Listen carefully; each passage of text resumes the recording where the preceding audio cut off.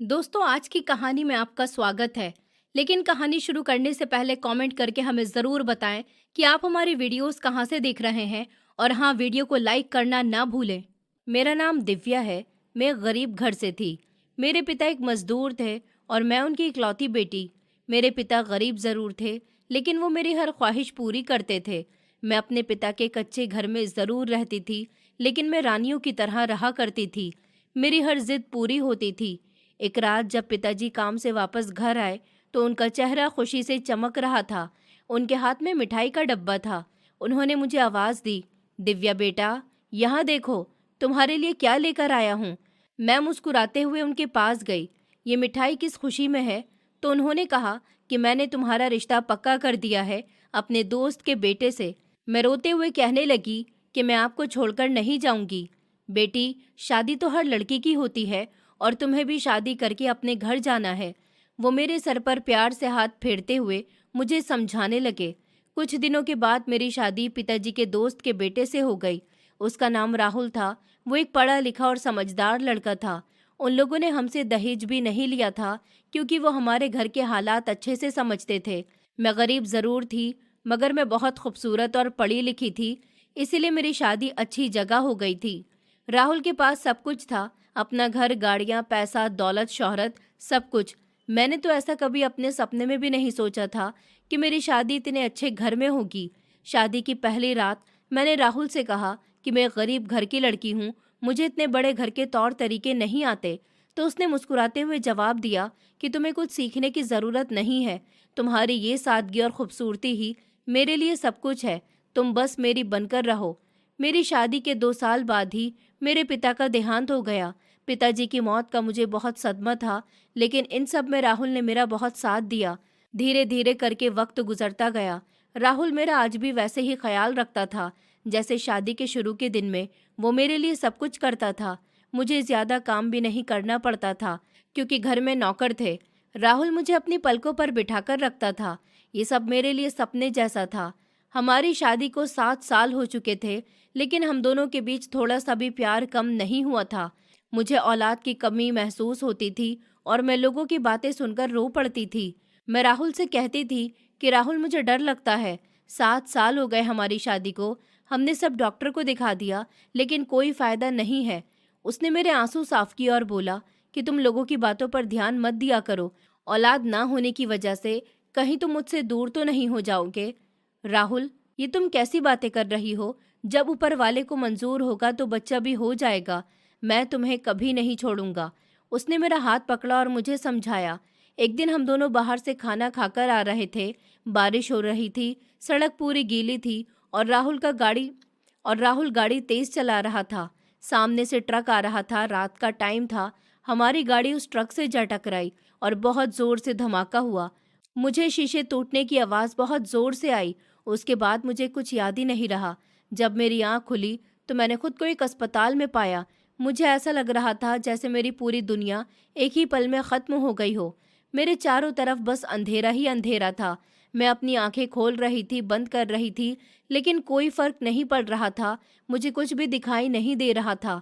ऐसा लग रहा था जैसे किसी ने मेरी आंखों से सारी रोशनी छीन ली हो। मेरा दिल बहुत ज़ोर ज़ोर से धड़क रहा था और मेरे अंदर एक अजीब सा डर बैठ गया था। मैं घबराकर बार बार राहुल को आवाज़ देने लगी, राहुल, राहुल, तुम कहाँ हो? मुझे कुछ दिखाई नहीं दे रहा। लेकिन मेरी आवाज़ जैसे हवा में कहीं खो जा रही थी। तभी अचानक मुझे अपने पास कुछ हलचल महसूस हुई। 2 नर्सें मेरे पास आईं और उन्होंने मुझे पकड़कर वापस बिस्तर पर लिटा दिया। उन्होंने बहुत प्यार से कहा कि शांत रहो, तुम्हारी तबीयत अभी ठीक नहीं है। तुम अस्पताल में हो और तुम्हें आराम करने की ज़रूरत है। तुम्हारे पति को भी थोड़ी बहुत चोट आई है। वो दूसरे कमरे में है और थोड़ी देर में तुमसे मिलने आएंगे। उनकी बात सुनकर मुझे थोड़ी राहत मिली, लेकिन मेरे दिल का डर अभी भी कम नहीं हुआ था। मुझे बस राहुल से मिलना था।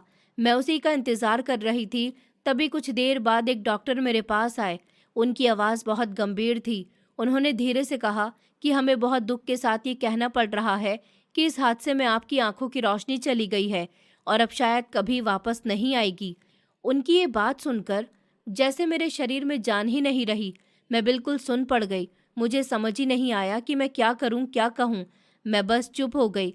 मेरी आंखों से आंसू बहने लगे, लेकिन मैं उन्हें भी महसूस नहीं कर पा रही थी। मुझे लग रहा था कि ये सब एक बुरा सपना है और अभी मैं जाग जाऊंगी, लेकिन ये सपना नहीं था, ये मेरी हकीकत बन चुका था। मैं अब कुछ भी नहीं देख सकती थी, मेरा दिल टूट चुका था, मैं अंदर से बिखर गई थी। तभी मुझे राहुल की आवाज़ सुनाई दी। मैंने तुरंत उसकी तरफ हाथ बढ़ाया और बोली, राहुल तुम आ गए ना? मैं बहुत डर गई हूँ, मुझे कुछ दिखाई नहीं दे रहा, तुम ठीक तो हो ना? उसने मेरा हाथ पकड़ा और बोला, हाँ मैं यही हूँ, तुम परेशान मत हो, सब ठीक हो जाएगा। लेकिन उसके शब्दों में वो अपनापन नहीं था जो कि पहले हुआ करता था। उसकी आवाज़ में वो गर्माहट नहीं थी, वो बस जैसे औपचारिकता निभा रहा था। मुझे लगा शायद वो भी इस हादसे से बहुत परेशान है, इसीलिए ऐसा लग रहा है। मैंने खुद को समझा लिया, लेकिन धीरे धीरे दिन बीतने लगे और मुझे एहसास होने लगा कि अब सब कुछ पहले जैसा नहीं रहा। राहुल अब मेरे पास कम आने लगा था। पहले वो हर वक्त मेरे साथ रहता था, मेरी हर छोटी बड़ी बात का ख्याल रखता था, लेकिन अब वो हफ्ते में एक बार आता था और जल्दी ही चला जाता था। मैं हर दिन उसका इंतज़ार करती रहती थी, उसकी आहट सुनने के लिए तरस जाती थी, लेकिन वो नहीं आता था। अब तो अस्पताल की नर्सें भी बातें बनाने लगी थी।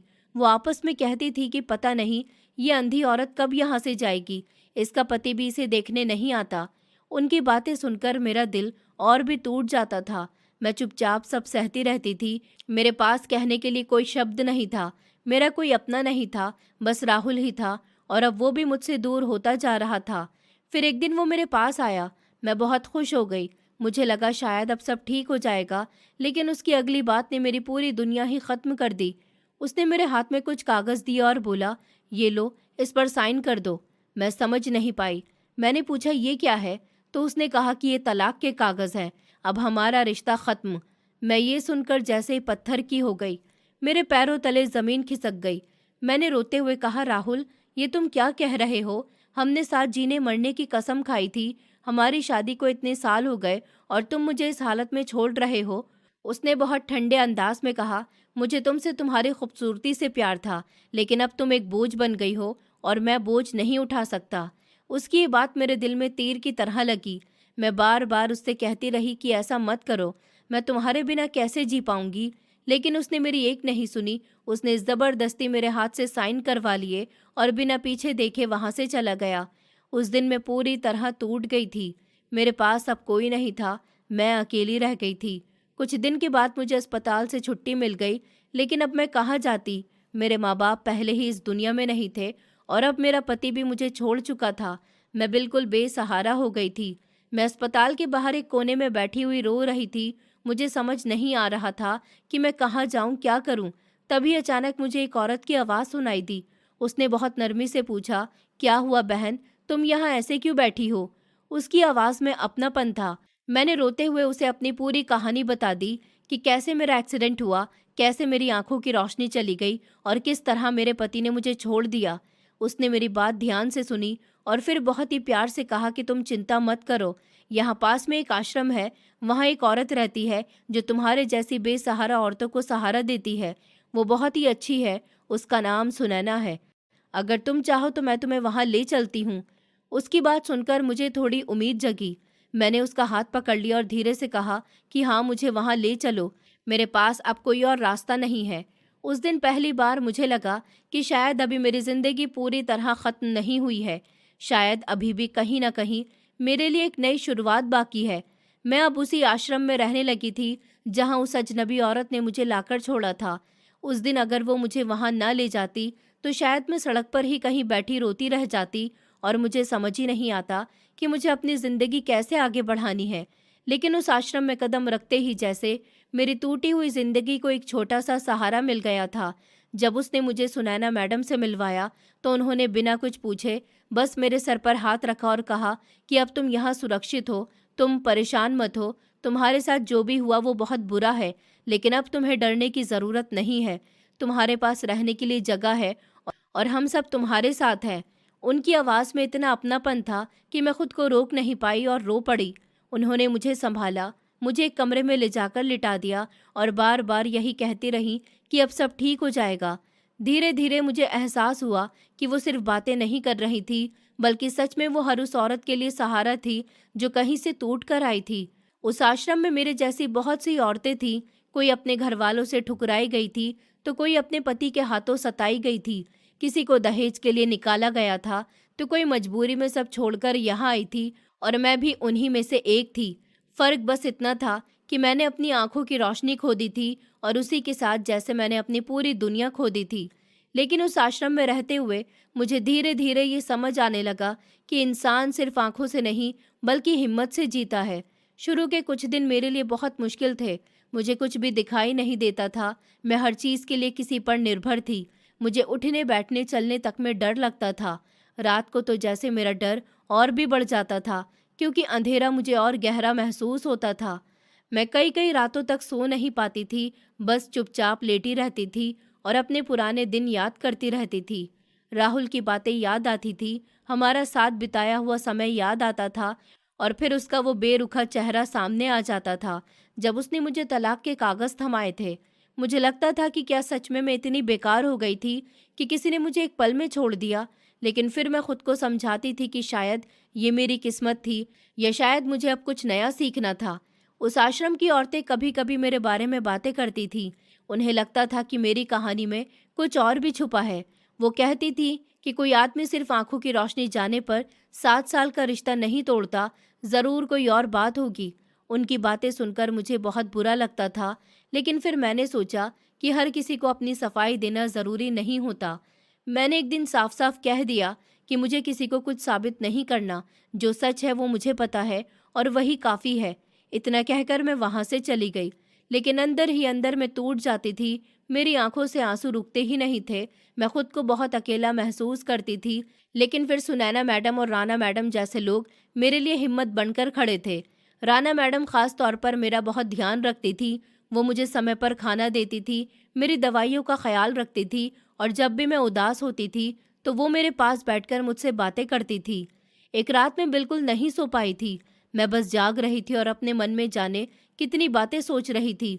तभी राना मैडम मेरे पास आई और उन्होंने मुझे धीरे से पुकारा, दिव्या, तुम अभी तक जाग रही हो? उन्होंने मेरे सर पर हाथ फेरा और बोली कि तुम ऐसे खुद को और कमज़ोर कर लोगी। तुम्हें सो जाना चाहिए। तुम्हें अपने शरीर का ख्याल रखना होगा। मैं जानती हूँ तुम्हारा दुख बहुत बड़ा है, लेकिन तुम इतनी जल्दी हार नहीं मान सकती। उनकी बातें सुनकर मुझे थोड़ा सुकून मिला, लेकिन नींद फिर भी नहीं आई। मैं बस आंखें बंद करके लेटी रही और ऊपर वाले से यही दुआ करती रही कि मेरी ज़िंदगी में कुछ अच्छा हो जाए, कुछ ऐसा हो जाए जिससे मुझे फिर से जीने की वजह मिल जाए। कुछ दिन के बाद जब मेरा इलाज चल रहा था, तब डॉक्टर ने मुझे एक उम्मीद दी। उन्होंने कहा कि मेरी आंखों की रोशनी वापस आ सकती है अगर मैं सही से इलाज कराऊं और समय पर दवाइयाँ लूं। ये सुनकर जैसे मेरे अंदर एक नई जान आ गई। मुझे लगा जैसे किसी ने मेरे अंधेरे में एक छोटा सा दिया जला दिया हो। मैंने उसी दिन से ठान लिया कि मैं हार नहीं मानूंगी। मैं रोज़ अस्पताल जाने लगी, चेकअप करवाती थी, दवाइयाँ लेती थी, और धीरे धीरे मेरी हालत में सुधार होने लगा। पहले मैं बहुत कमज़ोर हो गई थी, लेकिन अब मेरे अंदर थोड़ी ताकत आने लगी थी।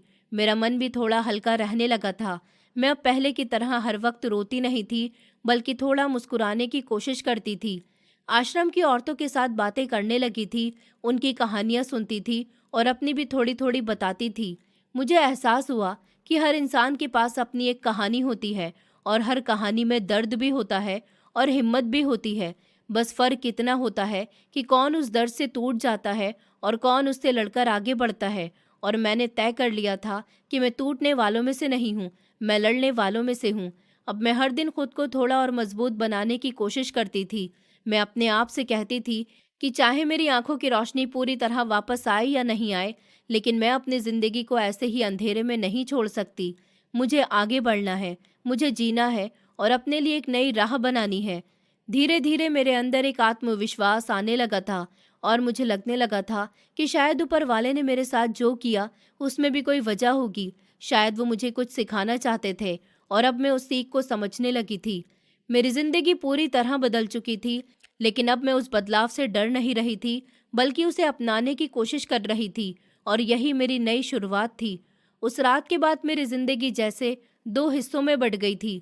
एक हिस्सा वो था जिसमें मुझे लगा कि ऊपर वाले ने मुझ पर रहम किया है और मेरी आंखों की रोशनी वापस दे दी है, और दूसरा हिस्सा वो था जिसमें मेरे साथ ऐसा हादसा हुआ था जिसे मैं चाहकर भी भूल नहीं पा रही थी। उस दिन जब मुझे तेज सर दर्द हुआ, तो मैं बस यही सोच रही थी कि एक साधारण सा दर्द है, लेकिन धीरे धीरे वो दर्द इतना बढ़ गया कि मुझे लगा जैसे मेरा सर फट जाएगा।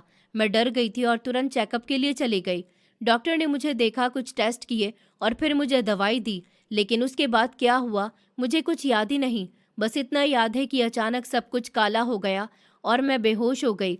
जब मुझे होश आया तो पहले तो मैं समझ ही नहीं पाई कि मैं कहाँ हूँ। मैंने धीरे से अपनी आंखें खोली और उस पल को मैं कभी नहीं भूल सकती, क्योंकि उस दिन मुझे साफ साफ सब कुछ दिख रहा था। कमरे की छत, दीवारें, डॉक्टर का चेहरा, सब कुछ। मुझे ऐसा लगा जैसे मैं कोई सपना देख रही हूँ। मैंने अपनी आंखें बार बार झपकाईं, ये देखने के लिए कि कहीं ये धोखा तो नहीं है, लेकिन नहीं, ये सच था। मेरी आंखों की रोशनी वापस आ गई थी। मैं खुशी के मारे चिल्ला पड़ी। मेरी आवाज़ सुनकर डॉक्टर और नर्सें भी हैरान रह गए, क्योंकि उन्होंने तो साफ कह दिया था कि अब मैं कभी देख नहीं पाऊंगी, लेकिन शायद ऊपर वाले को कुछ और ही मंजूर था। उस पल मुझे ऐसा लगा जैसे मेरी खोई हुई दुनिया मुझे वापस मिल गई है। मैं रो रही थी, लेकिन इस बार मेरे आंसू दुख के नहीं बल्कि खुशी के थे। मैं बार बार ऊपर वाले का शुक्रिया अदा कर रही थी कि उन्होंने मुझ पर इतनी बड़ी मेहरबानी की। उस दिन शाम तक मैं उसी खुशी में डूबी रही। फिर रात हो गई और मैं आश्रम वापस आ गई। मैं चाहती थी कि मैं सबको अपनी खुशी बताऊं, लेकिन जब मैं पहुंची तो सब लोग सो चुके थे। इसलिए मैंने सोचा कि सुबह सबको बताऊंगी और चुपचाप अपने कमरे में चली गई। मैं बिस्तर पर लेट गई, लेकिन मेरी आंखों में नींद नहीं थी। मैं बार बार अपनी आंखें खोलकर कमरे को देखती थी, जैसे मुझे डर हो कि कहीं फिर से अंधेरा न छा जाए। मेरा दिल तेज धड़क रहा था और मन में अजीब सी घबराहट भी थी। तभी अचानक पूरे आश्रम की लाइट चली गई और चारों तरफ अंधेरा हो गया। पहले तो मुझे लगा कि ये बस बिजली चली गई है, लेकिन फिर मेरे कमरे का दरवाज़ा धीरे से खुला। मेरी सांसें तेज हो गईं। मैंने डरते हुए पूछा, कौन है? लेकिन कोई जवाब नहीं आया। कमरे में सन्नाटा था और उसी सन्नाटे में मुझे अपने दिल की धड़कन बहुत तेज सुनाई दे रही थी। तभी अचानक किसी ने मेरा हाथ जोर से पकड़ लिया। मैं घबरा गई। मैंने खुद को छुड़ाने की कोशिश की और जोर से चिल्लाना चाहा, लेकिन उसने तुरंत मेरा मुंह दबा दिया। मेरी आवाज़ मेरे गले में ही रह गई।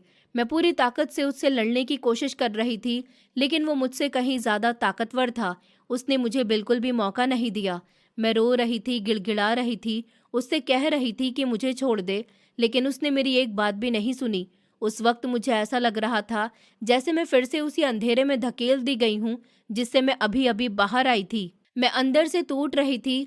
मेरी आत्मा जैसे चीख रही थी, लेकिन मेरी आवाज़ बाहर नहीं आ पा रही थी। कुछ देर के बाद वो मुझे वहीं छोड़कर चला गया।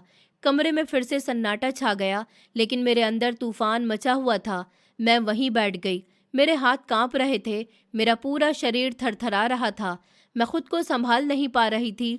मैं जोर जोर से रोने लगी। मुझे समझ नहीं आ रहा था कि मेरे साथ ये क्या हो गया। अभी कुछ देर पहले मैं अपनी ज़िंदगी की सबसे बड़ी खुशी महसूस कर रही थी और अब मैं अपने जीवन के सबसे बड़े दर्द से गुजर रही थी। उस रात मैं बिल्कुल नहीं सो पाई। मैं बस रोती रही, खुद को समेटने की कोशिश करती रही और सोचती रही कि अब मैं क्या करूं। मेरा दिल कह रहा था कि मैं सबको जाकर सच बता दूं, लेकिन मेरा दिमाग मुझे रोक रहा था। मैं उस आदमी का चेहरा नहीं देख पाई थी। मैं उसे पहचानती भी नहीं थी। अगर मैं किसी से कहती तो शायद कोई मेरी बात पर यकीन नहीं करता, और अगर किसी ने मुझे ही दोषी ठहरा दिया तो मैं कहाँ जाती। मैं पहले ही बहुत मुश्किल से इस आश्रम तक पहुंची थी। अगर यहाँ से भी निकाल दी जाती तो मेरे पास जाने के लिए कोई जगह नहीं बचती। इसलिए मैंने चुप रहने का फैसला किया, लेकिन ये चुप्पी मेरे लिए बहुत भारी थी। वो मुझे अंदर ही अंदर खा रही थी। अगली सुबह जब मैं नाश्ते के लिए गई तो सब कुछ सामान्य था। लोग हंस रहे थे, बातें कर रहे थे, जैसे कुछ हुआ ही ना हो। लेकिन मेरे अंदर सब कुछ बिखर चुका था। मेरी आंखें सूजी हुई थी क्योंकि मैं पूरी रात रोती रही थी। तभी किसी ने मुझसे पूछा कि क्या हुआ, तुम ठीक नहीं लग रही हो, क्या तुम सोई नहीं हो? मैंने खुद को संभालते हुए कहा कि बस सर में दर्द था, इसलिए नींद नहीं आई। मैं नहीं चाहती थी कि कोई मेरे चेहरे से मेरा दर्द पढ़ ले। तभी सुनैना मैडम मेरे पास आईं। उन्होंने मुझे ध्यान से देखा और कहा कि तुम्हारी तबीयत ठीक नहीं लग रही है। उन्होंने मेरे सर पर हाथ रखा तो उन्हें पता चला कि मुझे तेज़ बुखार है। उन्होंने तुरंत मुझे आराम करने के लिए भेज दिया और डॉक्टर को दिखाने को कहा। मैं वहाँ गई, दवा ली, लेकिन मेरे मन का डर और दर्द किसी दवा से ठीक नहीं हो रहा था। उसी दिन डॉक्टर ने सबको ये भी बता दिया कि मेरी आंखों की रोशनी वापस आ गई है। ये सुनकर सब खुश हो गए। सब मुझे बधाई देने लगे। लेकिन उन्हें क्या पता था कि उसी रोशनी के साथ मेरे अंदर एक गहरा अंधेरा भी आ गया है, जिसे मैं किसी से कह नहीं पा रही हूँ। मैं सबके सामने मुस्कुराने की कोशिश कर रही थी, लेकिन अंदर से मैं हर पल टूट रही थी। मुझे समझ नहीं आ रहा था कि मैं किससे बात करूं, कैसे अपनी बात कहूं। अगर मैं सच बता दूं तो लोग शायद मुझ पर ही सवाल उठाएंगे, और अगर चुप रहूं तो ये दर्द मुझे अंदर से ख़त्म कर देगा। मैं एक ऐसी जगह पर खड़ी थी जहां हर रास्ता मुझे डराता था। उस दिन के बाद मेरी ज़िंदगी बदल गई थी। मैं अब हर किसी से डरने लगी थी। रात होते ही मेरा दिल घबराने लगता था। मैं सो नहीं पाती थी। मुझे हर आवाज़ पर डर लगता था, लेकिन फिर भी मैंने खुद को संभालने की कोशिश की, क्योंकि अब मेरे पास हिम्मत के अलावा और कोई रास्ता नहीं था। मैं जानती थी कि अगर मैं टूट गई तो फिर कभी खुद को संभाल नहीं पाऊंगी। इसलिए मैंने अपने अंदर की ताकत को पकड़कर रखा और खुद से वादा किया कि चाहे कुछ भी हो जाए, मैं हार नहीं मानूंगी। मैं इस दर्द के साथ भी जीना सीखूंगी, और एक दिन ऐसा आएगा जब मैं इस डर से बाहर निकलकर फिर से खुलकर जी पाऊंगी। आज का दिन भी बाकी दिनों की तरह शुरू हुआ था, लेकिन मुझे बिल्कुल भी अंदाज़ा नहीं था कि ये दिन मेरे अंदर एक नई हलचल छोड़ जाएगा। आश्रम में सुबह से थोड़ी चहल पहल थी, क्योंकि सुनैना मैडम के बच्चे आने वाले थे। सब लोग इस बात को लेकर बातें कर रहे थे कि काफ़ी समय के बाद उनके बेटे और बेटी उनसे मिलने आ रहे हैं। मैं भी अपने काम में लगी हुई थी, लेकिन अंदर ही अंदर ये सब सुनकर मुझे भी थोड़ा अच्छा लग रहा था कि कोई अपने से मिलने आता है तो कितना सुकून मिलता है। थोड़ी देर के बाद वो दोनों आ गए थे। सब लोग उनसे मिल रहे थे। वो भी हर किसी से बहुत प्यार से बात कर रहे थे। जब मेरी नज़र सुनैना मैडम के बेटे पर पड़ी तो मैं एक पल के लिए वहीं रुक गई। मुझे ऐसा लगा जैसे मैंने उसे पहले कहीं देखा है। उसका चेहरा मुझे जाना पहचाना सा लग रहा था, लेकिन मैं ये समझ ही नहीं पा रही थी कि कहाँ देखा है। मैं खुद को बार बार समझाने लगी कि शायद ऐसा ही लग रहा होगा, लेकिन मेरे दिल में एक अजीब सी बेचैनी होने लगी थी, जैसे कुछ सही नहीं है। उसका नाम विजय था, और वो सबके साथ बहुत अच्छे से पेश आ रहा था। वो हर औरत का हाल चाल पूछ रहा था, उनकी ज़रूरतों का ख्याल रख रहा था। सब लोग उसकी तारीफ कर रहे थे, लेकिन न जाने क्यों मुझे उसके पास खड़े होने में भी अजीब सा डर लग रहा था। मैं खुद से कह रही थी कि नहीं, ऐसा कुछ नहीं है, लेकिन फिर भी मेरे अंदर एक हल्की सी घबराहट बनी हुई थी। दिन बीतता गया और सब अपने अपने काम में लग गए, लेकिन मेरे अंदर वो बेचैनी ख़त्म नहीं हो रही थी। उसी बीच कुछ दिनों से मेरी तबीयत भी ठीक नहीं चल रही थी। मुझे सुबह शाम उल्टियाँ होने लगी थी। मेरा शरीर भी भारी सा लगने लगा था, जैसे मुझ में पहले जैसी ताकत नहीं रही हो। मैं समझ नहीं पा रही थी कि मेरे साथ ये क्या हो रहा है। मैं खुद को समझाने की कोशिश कर रही थी कि शायद कमज़ोरी होगी या मौसम का असर होगा, लेकिन दिल मान नहीं रहा था। एक शाम जब मैं अपने कमरे की तरफ जा रही थी, तो रास्ते में मुझे सुनैना मैडम की आवाज़ सुनाई दी। वो किसी से बात कर रही थी। उनकी आवाज़ में गुस्सा और दुख दोनों था। वो कह रही थी कि तुम अपनी हरकतों से कब बाज आओगे? मैंने तुम्हें कितनी बार समझाया है कि इस तरह की हरकतें ठीक नहीं है। मैंने इसीलिए तुम्हें बाहर भेज दिया था, क्योंकि तुमने पहले भी बहुत गलतियां की हैं। मैं कब तक तुम्हारी गलतियों को छुपाऊंगी? तुम अब बच्चे नहीं हो, तुम्हें समझना चाहिए और खुद को संभालना चाहिए। उनकी ये बातें सुनकर मेरे कदम वहीं रुक गए। मैं हैरान थी कि वो अपने बेटे से इस तरह क्यों बात कर रही हैं। वो कौन सी गलतियां हैं जिनके बारे में वो इतना परेशान है? मेरे मन में कई सवाल उठने लगे। तभी मुझे ऐसा लगा जैसे कोई मेरी तरफ आ रहा है, तो मैं जल्दी से अपने कमरे में चली गई। लेकिन मेरे दिमाग में वही सारी बातें घूमती रहीं। मैं समझ नहीं पा रही थी कि आखिर सच्चाई क्या है, और क्यों मुझे विजय को देखकर इतना अजीब सा लग रहा है। मैं अपने कमरे में पहुंची, और जैसे ही अंदर गई मुझे अचानक चक्कर आने लगा। मेरी आंखों के आगे अंधेरा छाने लगा।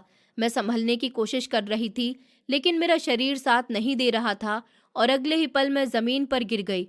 उस वक्त मेरे अंदर डर भी था, उलझन भी थी, और एक ऐसा एहसास भी जिसे मैं समझ ही नहीं पा रही थी। जैसे मेरी ज़िंदगी धीरे धीरे किसी ऐसे मोड़ पर आ रही थी जहाँ से सब कुछ बदलने वाला था, और मुझे ये भी नहीं पता था कि आगे मेरे साथ क्या होने वाला है। बस इतना महसूस हो रहा था कि कुछ बहुत बड़ा और बहुत भारी मेरे हिस्से में आने वाला है, और शायद मैं उसके लिए अभी तैयार भी नहीं थी। लेकिन अब जो होना था वो रुकने वाला नहीं था, और मेरी सांसें तेज़ होती जा रही थी, जैसे मेरा दिल मुझे किसी अनजाने डर के लिए तैयार कर रहा हो। आज का दिन धीरे धीरे ढलकर रात में बदल गया था, लेकिन मेरे अंदर जो बेचैनी शुरू हुई थी वो ख़त्म होने का नाम नहीं ले रही थी। मैं उस शाम अपने कमरे में गिरी थी, और उसके बाद कब होश आया मुझे ठीक से याद भी नहीं था। जब मेरी आंख खुली तो बाहर हल्का अंधेरा हो चुका था। कमरे में बस एक धीमी सी रोशनी जल रही थी और चारों तरफ एक अजीब सी खामोशी थी। मेरा सर भारी लग रहा था और शरीर बिल्कुल कमजोर सा महसूस हो रहा था। मैं उठने की कोशिश कर रही थी, लेकिन मेरे हाथों में भी जान नहीं थी। कुछ पल के लिए मैं ऐसे ही लेटी रही और अपने आसपास देखने लगी। तभी मुझे दिन की सारी बातें याद आने लगी। सुनैना मैडम के बेटे का चेहरा, उनका अजीब सा व्यवहार और फिर वो बातें जो मैंने अनजाने में सुन ली थी। ये सब मेरे दिमाग में बार बार घूम रहा था। मेरा दिल तेज धड़कने लगा था, जैसे कुछ गलत होने का एहसास मुझे अंदर ही अंदर खा रहा था। मैं धीरे से उठकर बैठ गई और अपने सर को पकड़ लिया। मुझे समझ नहीं आ रहा था कि मेरे साथ ये सब क्या हो रहा है। मेरी तबीयत पिछले कुछ दिनों से खराब थी, उल्टियाँ हो रही थी, शरीर भारी लग रहा था और अब ये चक्कर आना, ये सब मुझे और ज़्यादा डराने लगा था। मैं खुद को समझाने की कोशिश कर रही थी कि शायद ये सब कमज़ोरी की वजह से हो रहा है, लेकिन मेरे दिल के अंदर कहीं ना कहीं एक डर बैठ गया था जो मुझे चैन लेने नहीं दे रहा था। रात और गहरी हो चुकी थी। बाहर से कभी कभी किसी के चलने की आवाज़ आती थी, लेकिन फिर से सब शांत हो जाता था। मैं अपने बिस्तर पर बैठी हुई थी और बस सोच रही थी कि आखिर ये सब क्या है। तभी मुझे फिर से सुनैना मैडम की आवाज़ याद आई, जो मैंने शाम को सुनी थी। वो अपने बेटे से बहुत गुस्से में बात कर रही थी। उनके शब्द मेरे कानों में गूंज रहे थे कि तुम अपनी हरकतों से कब बाज आओगे, मैंने तुम्हें कितनी बार समझाया है। और ये सुनकर मेरे अंदर एक अजीब सी घबराहट होने लगी थी, क्योंकि न जाने क्यों मुझे बार बार लग रहा था कि इस सब का कुछ न कुछ रिश्ता मुझसे भी है। मैं खुद को बार बार समझा रही थी कि ऐसा कुछ नहीं है, लेकिन दिल मान नहीं रहा था। मैं उठकर खिड़की के पास चली गई। बाहर हल्की हवा चल रही थी, पेड़ हिल रहे थे और दूर कहीं कुत्तों के भौंकने की आवाज़ आ रही थी। सब कुछ इतना शांत था, लेकिन मेरे अंदर तूफान चल रहा था। मैं अपनी सांसों को काबू करने की कोशिश कर रही थी। तभी अचानक मेरे पेट में हल्का सा दर्द महसूस हुआ। मैं घबरा गई और तुरंत अपने बिस्तर पर बैठ गई। मेरे हाथ पांव ठंडे पड़ रहे थे। मैं सोच भी नहीं पा रही थी कि ये सब क्या हो रहा है। मेरी आंखों में आंसू आ गए, लेकिन मैं रो भी नहीं पा रही थी। जैसे मेरे अंदर का डर इतना गहरा हो गया था कि उसने मेरी आवाज़ भी छीन ली थी। मैं बस चुपचाप बैठी रही और अपने दिल की धड़कनों को सुनती रही। कुछ देर के बाद मैंने पानी पिया और खुद को शांत करने की कोशिश की, लेकिन मेरा मन बार बार उसी बात पर जाकर अटक जाता था कि विजय का चेहरा मुझे इतना जाना पहचाना क्यों लग रहा है। मैंने उसे पहली बार ही देखा था, फिर भी ऐसा क्यों लग रहा था कि मैं उसे पहले से जानती हूँ। मैं इस सवाल से जितना भागना चाहती थी, उतना ही मेरे सामने आ जाता था। रात काफ़ी हो चुकी थी, लेकिन मेरी आंखों में नींद नहीं थी। मैं बिस्तर पर लेट गई, लेकिन करवटें बदलती रही। मेरे मन में डर भी था, उलझन भी थी और एक अजीब सा एहसास भी था, जैसे कुछ सच मेरे सामने आने वाला है और मैं उससे बच नहीं पाऊंगी। मैं सोच रही थी कि अगर सच में कुछ ऐसा हुआ है जो मुझे याद नहीं है तो क्या होगा, क्या मैं उसे सह पाऊंगी या नहीं। ये सोचकर ही मेरा दिल बैठने लगता था। मैं अपनी आंखें बंद करती थी तो भी वही चेहरा सामने आ जाता था, वही आवाज़ें गूंजती थी और मैं घबराकर फिर से आंखें खोल देती थी।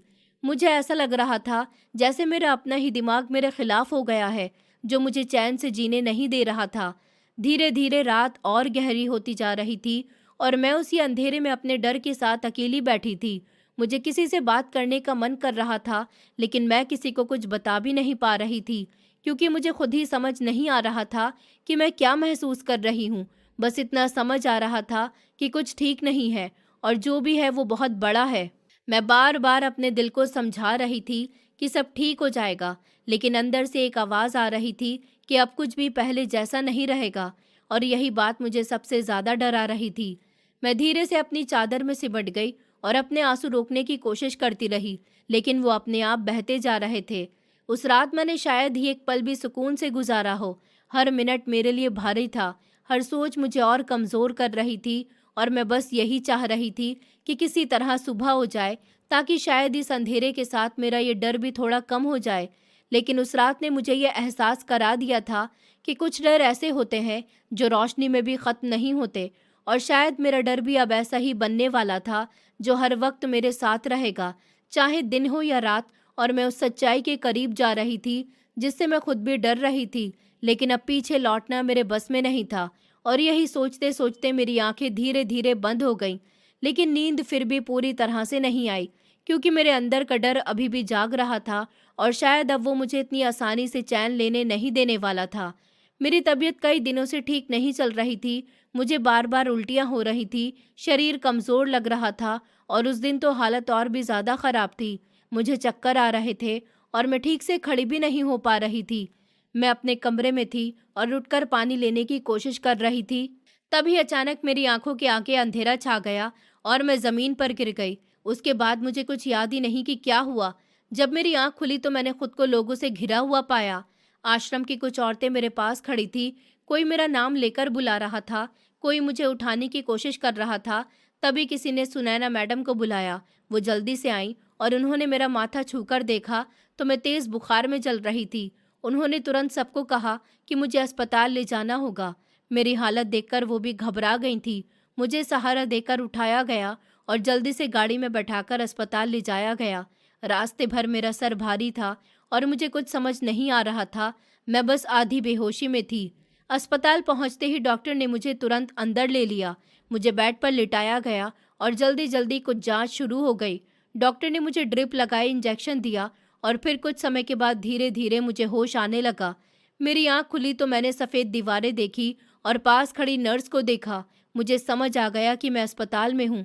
डॉक्टर मेरे पास आए और मुझसे कुछ सवाल पूछने लगे, लेकिन मेरे पास उनके सवालों का कोई जवाब नहीं था। मैं खुद ही नहीं जानती थी कि मेरे साथ क्या हो रहा है। उन्होंने कुछ टेस्ट करवाए और मुझे वहीं रहने के लिए कहा। मैं चुपचाप लेटी रही। मेरा दिल बहुत घबरा रहा था। कुछ देर के बाद रिपोर्ट्स आ गईं और डॉक्टर उन्हें देखकर एकदम चुप हो गए। उनके चेहरे पर हैरानी साफ दिख रही थी। उन्होंने मुझे देखा और फिर धीरे से पूछा, क्या तुम काफ़ी समय से यहाँ इलाज करवा रही हो? लेकिन ये सब क्या है? तुम प्रेग्नेंट हो, ये कैसे हो सकता है? उनकी ये बात सुनकर जैसे मेरे पैरों के नीचे से ज़मीन खिसक गई। मेरा दिल ज़ोर से धड़कने लगा, मेरा सर घूमने लगा और मेरी आंखों से आंसू निकलने लगे। मुझे कुछ समझ ही नहीं आ रहा था कि ये सब कैसे हो सकता है, लेकिन अंदर कहीं न कहीं मुझे डर था कि जो उस रात हुआ था वही इसकी वजह है। वो रात जिसे मैं भूलना चाहती थी, लेकिन भूल नहीं पा रही थी। जब डॉक्टर ने ये बात सुनैना मैडम को बताई तो वो भी एकदम हैरान रह गईं। उन्होंने मुझे ऐसे देखा जैसे उन्हें मुझ पर यकीन ही नहीं हो रहा हो। उन्होंने मुझसे सवाल किए और उनके सवालों में शक साफ दिख रहा था। उन्होंने कहा, तुम्हारे पति ने तुम्हें इसलिए छोड़ दिया था क्योंकि तुम माँ नहीं बन सकती थी, और अब ये सब क्या है? तुमने ऐसा कैसे किया? उनकी बात सुनकर मैं और टूट गई। मैंने रोते हुए उनसे कहा कि मैं बेगुनाह हूँ, मैंने कुछ नहीं किया, मेरे साथ ज़बरदस्ती हुई थी। मैं चिल्ला चिल्लाकर सब बताना चाहती थी, लेकिन मेरी आवाज़ जैसे किसी तक पहुँच ही नहीं रही थी। किसी ने भी मेरी बात पर यकीन नहीं किया। आश्रम की औरतें भी मुझे घूरने लगी, मेरे बारे में बातें करने लगी। कोई ताने मार रहा था, कोई मुझे गलत कह रहा था। मैं सब कुछ सुन रही थी और हर एक शब्द मेरे दिल को चीर रहा था। मुझे लग रहा था जैसे मेरी पूरी दुनिया खत्म हो गई है। मैं इतनी परेशान हो गई थी कि मेरे मन में बार बार ये ख्याल आ रहा था कि काश मैं मर जाऊं, क्योंकि वहाँ कोई भी ऐसा नहीं था जो मेरी बात समझे, जो मुझ पर भरोसा करे। मैं रो रो कर बेहाल हो गई थी। मेरी सांसें भारी हो रही थी और दिल में सिर्फ दर्द ही दर्द था। तभी डॉक्टर ने सबको समझाया कि इस वक्त मुझे शांति की ज़रूरत है और इस तरह का माहौल मेरे लिए ठीक नहीं है। उन्होंने सबको शांत रहने को कहा और सुनैना मैडम से कहा कि मुझे वापस आश्रम ले जाएं और अभी मुझे आराम करने दिया जाए। उनके कहने पर सब थोड़ा शांत हो गए और फिर मुझे आश्रम वापस लाया गया। लेकिन अब सब कुछ बदल चुका था। वही जगह जहाँ मुझे पहले थोड़ा सुकून मिलता था, अब वहाँ हर नज़र में सवाल था, हर चेहरे पर शक था। लोग मुझसे दूरी बनाने लगे थे। कोई मुझसे ठीक से बात नहीं करता था और जो करते थे वो भी अजीब नज़रों से देखते थे। मैं हर पल खुद को अकेला महसूस करने लगी थी। सुनैना मैडम भी अब पहले जैसी नहीं रही थी। उनके व्यवहार में भी ठंडापन आ गया था और ये सब देखकर मेरा दिल और ज़्यादा टूटने लगा था। मैं समझ ही नहीं पा रही थी कि आखिर मेरी गलती क्या है और मुझे ही क्यों इस सब का सामना करना पड़ रहा है। लेकिन अब मेरे पास कोई रास्ता नहीं था। मुझे उसी माहौल में रहना था, उन्हीं लोगों के बीच रहना था जो अब मुझे समझने के बजाय मुझे जज कर रहे थे। और हर दिन मेरे लिए पहले से ज़्यादा भारी होता जा रहा था। जैसे मैं धीरे धीरे अपने ही अंदर ख़त्म होती जा रही हूँ और कोई भी नहीं था जो मुझे पकड़कर संभाल सके। बस मैं थी, मेरा दर्द था और एक ऐसी सच्चाई थी जिसे कोई मानने को तैयार नहीं था। उस दिन के बाद मेरी ज़िंदगी जैसे पूरी तरह बदल गई थी और मैं चाहकर भी खुद को पहले जैसा महसूस नहीं कर पा रही थी। मैं हर वक्त एक अजीब सी शर्म और डर के बीच जी रही थी। जैसे कोई मुझे हर पल देख रहा हो और मुझे जज कर रहा हो। बाहर से मैं खुद को संभालने की कोशिश करती थी, लेकिन अंदर एक बहुत भारी बोझ था जो मुझे हर पल दबा रहा था। आश्रम की औरतें अब पहले जैसी नहीं रही थी, जो कभी मेरे साथ बैठकर हंसती थी। अब वही मुझे देखकर मुंह फेर लेती थी, और जब मैं उनके पास से गुजरती थी तो धीमी आवाज में बातें करने लगती थी। लेकिन वो बातें इतनी धीमी भी नहीं होती थी कि मैं सुन ना पाऊं। वो ताने मारती थी, कहती थी कि देखो ये कैसी बनती है शरीफ, और अब इसके पेट में बच्चा है। कोई कहता है कि ऐसे ही लोग आश्रम का नाम खराब करते हैं, कोई कहता है कि इसे यहाँ से निकाल देना चाहिए। उनकी हर एक बात मेरे दिल में जैसे चुभ जाती थी। मैं चाहकर भी कुछ नहीं कह पाती थी, क्योंकि मुझे पता था कि मेरी बात सुनने वाला कोई नहीं है। मैं बस चुप रहकर सब सह रही थी, लेकिन अंदर से मैं हर दिन टूट रही थी। हर ताना, हर नज़र मुझे कमज़ोर बना रही थी। और एक दिन ऐसा आया जब मैं खुद से हारने लगी। मुझे लगा कि मैं अब और नहीं सह सकती। मैं अपने ही शरीर से नफरत करने लगी थी। मुझे लगता था कि ये बच्चा मेरे हर उस दर्द की याद है जो मेरे साथ हुआ है। मैं हर दिन उसे महसूस नहीं कर सकती थी। मैं उसे अपने अंदर नहीं रख सकती थी। और उसी सोच के साथ मैंने एक फैसला लिया कि मैं इस बच्चे को जन्म नहीं दूंगी। मैं इस दर्द को अपने साथ नहीं जी सकती। उस रात मैं अपने बिस्तर पर लेटी हुई थी। मेरी आंखों में नींद नहीं थी और दिमाग में बस एक ही बात चल रही थी कि मुझे सुबह क्या करना है। मैंने तय कर लिया था कि सुबह मैं सुनैना मैडम से कहूंगी कि मुझे अस्पताल जाना है, और वहां जाकर सबसे पहले मैं अपना गर्भ गिरवा दूंगी। मुझे लगा कि यही एक रास्ता है जिससे मैं इस सब से बाहर निकल सकती हूँ। रात बहुत लंबी लग रही थी। हर मिनट जैसे रुक गया था। मैं बार बार करवट बदल रही थी। कभी छत को देखती थी, कभी आंखें बंद कर लेती थी, लेकिन नींद मुझसे बहुत दूर थी। मेरे दिमाग में हर वो पल घूम रहा था जो मेरे साथ हुआ था, और हर याद मुझे और कमज़ोर कर रही थी। लेकिन मैंने खुद को मजबूत बनाने की कोशिश की और अपने फैसले पर अड़ी रही। आखिरकार सुबह हो गई। जैसे ही मैंने उठकर दरवाज़ा खोलने की कोशिश की तो वो नहीं खुला। पहले मुझे लगा शायद मैंने ठीक से नहीं खोला, लेकिन जब मैंने दोबारा कोशिश की और दरवाज़ा फिर भी नहीं खुला तो मेरा दिल घबराने लगा। मैंने ज़ोर से दरवाज़ा खींचा, लेकिन वो बाहर से बंद था। मेरी सांसें तेज हो गईं। मुझे समझ ही नहीं आ रहा था कि ऐसा किसने किया और क्यों किया। मैंने तुरंत खिड़की की तरफ दौड़ लगाई और उसे खोलने की कोशिश की, लेकिन वो भी बंद थी, जैसे किसी ने जानबूझकर मुझे अंदर कैद कर दिया हो। उस पल मेरे अंदर डर और गुस्सा दोनों एक साथ आ गए। मैं समझ ही नहीं पा रही थी कि ये सब क्या हो रहा है। तभी मेरी नज़र टेबल पर रखे एक कागज़ पर पड़ी। मेरा दिल धड़कने लगा। मैं उसके पास गई और उसे उठाकर पढ़ने लगी। उसमें लिखा था कि तुम अपना गर्भ नहीं गिरा सकती, तुम्हें इस बच्चे को जन्म देना होगा। ये पढ़ते ही मेरे हाथ कांपने लगे, मेरी आंखें फैल गईं और मुझे ऐसा लगा जैसे किसी ने मेरे सर पर जोर से चोट कर दी हो। मैं पूरी तरह से डर गई थी, क्योंकि इसका मतलब साफ था कि कोई है जिसे मेरे बारे में सब कुछ पता है। कोई मेरी हर हरकत पर नज़र रख रहा है, और उसे ये भी पता चल गया कि मैं क्या करने वाली हूँ। लेकिन वो कौन है, ये सोचकर ही मेरी हालत ख़राब हो रही थी।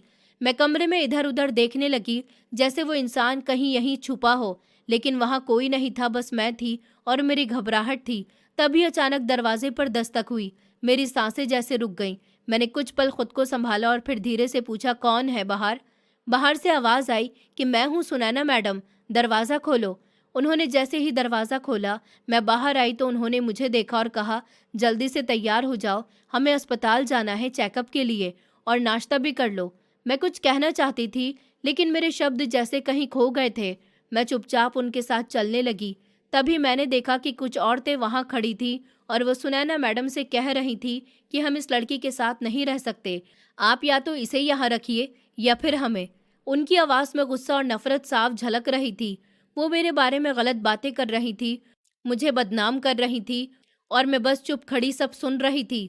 मेरे पास खुद को बचाने के लिए कोई शब्द नहीं थे, लेकिन इस बार सुनैना मैडम ने उनका साथ नहीं दिया। उन्होंने गुस्से में उन्हें डांटा और कहा कि ये कैसी बातें कर रही हो तुम लोग, यहाँ कौन रहेगा इसका फैसला मैं करूँगी, तुम लोग जाओ और अपना काम करो। उनकी बात सुनकर वो सब चुप हो गईं और वहाँ से चली गईं। उस पल मुझे थोड़ा सहारा महसूस हुआ, जैसे कोई है जो मेरे साथ खड़ा है। फिर सुनैना मैडम मुझे अस्पताल लेकर गईं। वहाँ मेरा चेकअप हुआ। डॉक्टर ने जांच की और बताया कि बच्चा ठीक है और मैं भी ठीक हूँ। ये सुनकर मेरे अंदर फिर से वही उलझन शुरू हो गई, क्योंकि मैं इस बच्चे को नहीं चाहती थी, लेकिन सब कुछ मेरे खिलाफ जा रहा था। वापस आते समय सुनैना मैडम ने मुझसे कहा कि दिव्या, तुम परेशान मत हो, मुझे पता है इसमें तुम्हारी कोई गलती नहीं है, तुम्हारे साथ ज़बरदस्ती हुई है। उन्होंने ये भी कहा कि उन्होंने कैमरों की रिकॉर्डिंग देखी है और उसमें साफ नज़र आता है कि मेरे साथ गलत हुआ है, लेकिन उस आदमी का चेहरा साफ नहीं दिख रहा। उनकी ये बात सुनकर मेरी आंखों में आंसू आ गए। मैंने उनका हाथ पकड़ लिया और उनसे कहा, मैडम मुझे बताइए वो कौन है, मैं उसे छोड़ूंगी नहीं। उसने मेरी ज़िंदगी बर्बाद कर दी है, मैं उसे सज़ा दिलवाऊंगी। लेकिन उन्होंने मुझे शांत करते हुए कहा कि उन्हें चेहरा साफ नहीं दिखा, अगर पता होता तो वो खुद उसे सज़ा दिलवाती। उन्होंने कहा कि वो कोशिश करेंगी पता लगाने की कि वो कौन है। उनकी बातों से मुझे थोड़ा सहारा मिला, लेकिन अंदर का डर और दर्द अब भी वैसा ही था। अब हम वापस आश्रम आ गए। उन्होंने मुझे कमरे तक छोड़ा और कहा कि तुम आराम करो, मैं अभी आती हूँ। मैं कमरे में आकर चुपचाप बैठ गई और सोचने लगी कि आखिर ये सब कब खत्म होगा, कब मुझे इस दर्द से राहत मिलेगी। लेकिन मुझे कोई जवाब नहीं मिला, बस एक खामोशी थी, और उसी खामोशी में मैं अपने डर, अपने दर्द और अपने सवालों के साथ अकेली बैठी थी। मुझे लग रहा था जैसे मेरी जिंदगी मेरे हाथों से फिसलती जा रही है और मैं उसे रोक भी नहीं पा रही हूँ। मैं बस खुद को संभालने की कोशिश कर रही थी, लेकिन अंदर से मैं हर पल टूट रही थी, और यही मेरी सबसे बड़ी सच्चाई बन गई थी, जिसे मैं चाहकर भी बदल नहीं पा रही थी। पता नहीं क्यों, लेकिन जब भी मैं सुनैना मैडम की बातों के बारे में सोचती थी, तो मेरे दिल में एक अजीब सा एहसास होता था, जैसे वो मुझसे कुछ छुपा रही हैं, जैसे उन्हें सब कुछ पता है कि मेरे साथ क्या हुआ है और किसने किया है, लेकिन फिर भी वो मुझे सच नहीं बताना चाहती थी। मैं कई बार उनकी आंखों में देखती थी तो मुझे लगता था कि वहाँ कोई राज छुपा हुआ है, लेकिन मैं कुछ समझ नहीं पा रही थी। और फिर अगले ही दिन आश्रम में खबर फैल गई, जिसने सबको हिला दिया। सब लोग आपस में बातें कर रहे थे कि सुनैना मैडम के बेटे का एक्सीडेंट हो गया और उस एक्सीडेंट में उसकी एक टांग काटनी पड़ी है, वो अब अपाहिज हो गया। ये सुनकर मैं कुछ पल के लिए चुप रह गई। मुझे यकीन नहीं हो रहा था कि ऐसा भी हो सकता है। कुछ औरतें आपस में बातें कर रही थी और मैं पास से गुजरते हुए उनकी बातें सुनने लगी। वो कह रही थी कि विजय तो हमेशा से ही बिगड़ा हुआ लड़का था, दोस्तों के साथ घूमना, पार्टी करना, यही सब करता था। और उसी दिन भी वो दोस्तों के साथ पार्टी करके आ रहा था, तभी रास्ते में उसकी गाड़ी का एक्सीडेंट हो गया और हालत इतनी खराब हो गई कि उसकी जान बचाने के लिए डॉक्टरों को उसकी टांग काटनी पड़ी। ये सब सुनकर मेरे मन में उसके लिए कोई खास भावना नहीं आई, लेकिन सुनैना मैडम के लिए बहुत बुरा लग रहा था, क्योंकि वो एक बहुत अच्छी औरत थी और उनके साथ इतना बड़ा दुख हो गया था। वो ज़्यादातर समय अस्पताल में ही रहने लगी थी और आश्रम में कम ही आती थी। जब भी आती थी तो उनके चेहरे पर पहले जैसी चमक नहीं होती थी। वो थकी हुई और टूटी हुई लगती थी। उनकी आंखों में हमेशा एक दर्द सा रहता था। एक शाम वो मेरे पास आई और उनके चेहरे पर आंसू थे। उन्होंने मुझे बैठाया और धीरे से कहा, दिव्या, मैं तुमसे एक बात कहना चाहती हूँ। उनकी आवाज़ में एक अजीब सी विनती थी। उन्होंने कहा कि मैं चाहती हूँ कि तुम मेरे बेटे से शादी कर लो। तुम बहुत अच्छी हो, बहुत समझदार हो, और मुझे लगता है कि तुम ही उसे संभाल सकती हो। वो तुम्हारे बच्चे को अपना नाम देगा। तुम्हें किसी चीज़ की चिंता करने की ज़रूरत नहीं होगी। मैं सब संभाल लूँगी। मैंने उसे भी समझा दिया है, वो अब बदल गया है। तुम्हें उसका सहारा मिलेगा और उसे तुम्हारा। उनकी ये बात सुनकर मैं पूरी तरह से हैरान रह गई। मुझे समझ ही नहीं आ रहा था कि मैं क्या सुन रही हूँ। वो मेरे बारे में सब कुछ जानती थी, फिर भी वो मुझसे ये बात कैसे कह सकती थी? मेरे मन में हजार सवाल उठ रहे थे, लेकिन मैं कुछ बोल नहीं पा रही थी। धीरे धीरे ये बात पूरे आश्रम में फैल गई और सब लोग सुनैना मैडम की तारीफ करने लगे। कहने लगे कि देखो, उन्होंने इस लड़की को अपना लिया, अपने बेटे से उसकी शादी करा दी, उसे एक नाम दे दिया। राना मैडम भी मुझे समझाने लगी। उन्होंने कहा कि विजय अब पहले जैसा नहीं रहा, वो बदल चुका है, वो तुम्हारा और तुम्हारे बच्चे का ख्याल रखेगा। मैं बहुत उलझन में थी, लेकिन फिर मैंने अपने बच्चे के बारे में सोचा और आखिरकार उनकी बात मान ली और मेरी शादी विजय से हो गई। सब कुछ इतनी जल्दी हुआ कि मुझे समझने का वक्त भी नहीं मिला, और फिर वो रात आई जो हमारी शादी की पहली रात थी। मैं और विजय कमरे में बैठे थे। कमरे का माहौल शांत था, लेकिन मेरे दिल की धड़कन तेज थी। तभी उसने मुझे देखा और कहा कि उसे मुझसे कुछ कहना है। उसकी आवाज़ में डर और पछतावा साफ नजर आ रहा था। उसने मुझे बैठने को कहा और फिर उसने जो कहा उसे सुनकर जैसे मेरे पैरों के नीचे से ज़मीन खिसक गई। उसने कहा कि उस रात मेरे साथ जो कुछ हुआ था वो किसी और ने नहीं बल्कि उसी ने किया था। वो अपने दोस्तों के साथ पार्टी से आया था, उसने नशा किया हुआ था, उसे होश नहीं था, और वो मेरे कमरे में आ गया और उसने मेरे साथ वो सब किया जिसे मैं आज तक समझ नहीं पा रही थी।